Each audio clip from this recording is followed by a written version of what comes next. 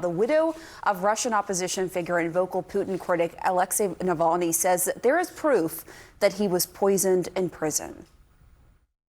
In February 2024, we were able to obtain samples of Alexei's biological material and securely smuggle them abroad. Labs in at least 2 countries examined these samples independently of each other, and these labs in 2 different countries reached the same conclusion: Alexei was killed. More specifically, he was poisoned. Navalny died last year at age 47 in a penal colony north of the Arctic Circle. Moscow has denied involvement in his death, but his widow has long held Putin responsible.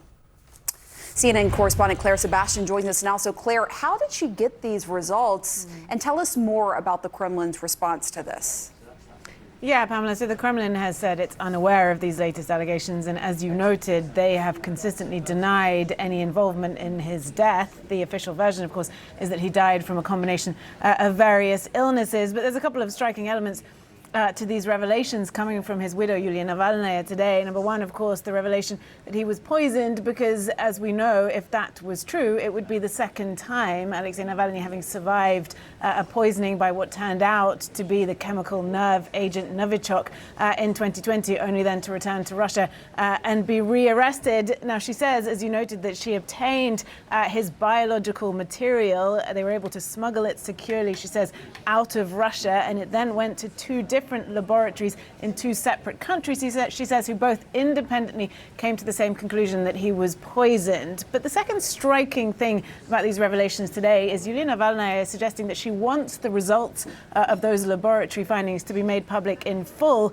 but suggests that the Western states, she said, are standing in the way of this for political considerations. Now, there's a lot of unknowns still about this. We've reached out to the Navalny team. They tell us that they don't have the full results from the laboratories yet. And part of the reason for releasing this video today was to put pressure on these facilities to come out in full and release them. And we still, of course, don't know which laboratories we're talking about in which countries. But I think, look, the point here is that clearly the Navalny team want to sort of renew their cause here. There's a sense that perhaps in the year and a half since Navalny's death, they've lost some momentum here. And of course, the cause being to shed light on what they see as the brutality of the Putin regime. They're accusing essentially countries of pandering to Putin in not releasing these results. So a lot of unknowns still about this, but very stark allegations.